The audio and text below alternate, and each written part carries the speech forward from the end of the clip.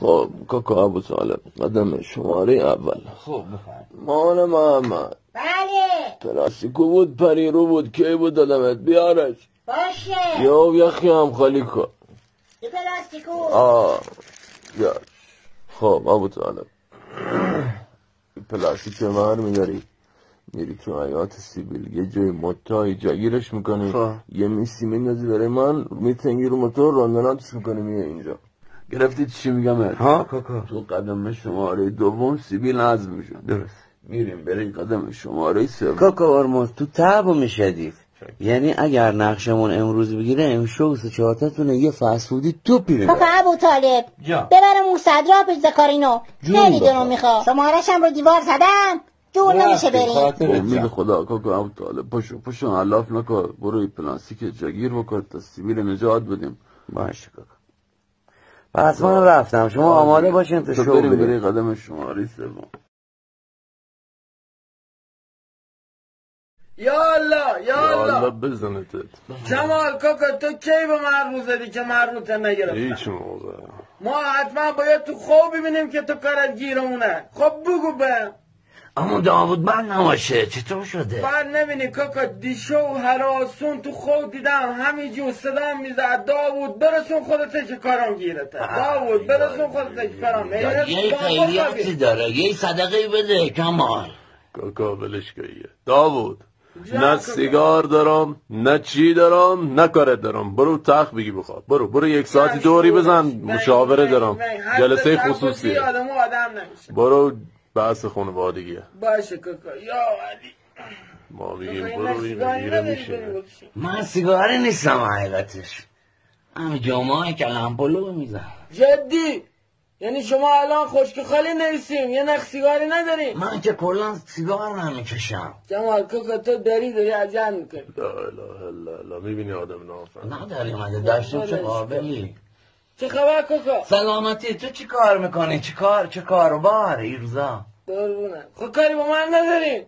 تو تازه اومدی ما هنو جور مهمونی ندیده بودیم. برم 2 تا بسته قرص خوب بخورم بخوابم امشوی 2 تا هیولو پرش کنن مرد که بی شرفه. برو آلاش ما میگیم خود دیدیم مواظب خودت باش. برو اینجا بایی نسا بلند شو تو خودت پات خورده یعنی یه دقیقه توی گلدونی و وای نمیسی. برو عوضی اگر نرفتی یه پیکنیکیت میزنم تازه پرش کردم. کلم کن دندت خورده جون من بشه. داوود برو در به من خبری نی. برو آلاش برو مریض داوود گذشت تو که پس نصرت به عمل سنگین 2 سال خواب داری که خوب نمیبینی.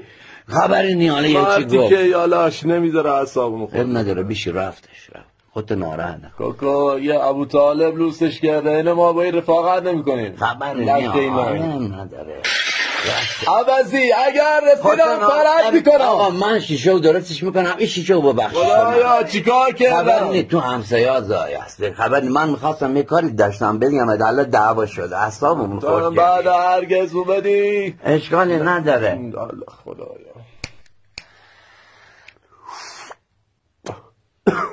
ای خدا شکر. چه شعله داره چرا عقیل پزیه؟ نمیدونم من فندی که مرداد یادش رفته. خب میگم بلند شو برو چون اصلا همه بچه ها رو بردیم میگه که با امید خدا دیگه اصلا این فندکان نیازی نداشته باشه. کاکا شناسنامه‌شون گیر 50 تومن 40 تومن و ویدیو کلوپ اینا هست. یه 500 تومنی هر حساب بده تا آزادش کنم بعد امید خدا بیام. 500 تومن کار میشه؟ برای 5 تاش بگیریم دست چکه ها بیان تو چرخه اقتصاد. این 5 تا خدمت کاکا. خدا برکت بده. کاکا دی هر کاری خودت کردی دست خودت میبوسه. فقط 2 سرم بزن تو شناسنامه آزاد کنم. با امید خدا دستت نه دیگه از این به بعد هر رو تو حیات دیگر گوسفند اینا براه است. با امید خدا کاری نداری؟ برو به سلامت. یک کمی چی اینا کمتر بکشته پرپات خوب شو. با امید خدا برای خودتان دستچک بگیری. فکر کن شهرمنده تام شدیم امروز هم بدی بعد هرگز خبر نیست. خداحافظ. برو به سلامت. برو با امید خدا. برو دست خدا. کوکای جونیم شماره ابو طالب هم بگیرم نومدن چرا حیریدم تو انتندید برای خرید مال منی بله نگات کنم یه پشت آخه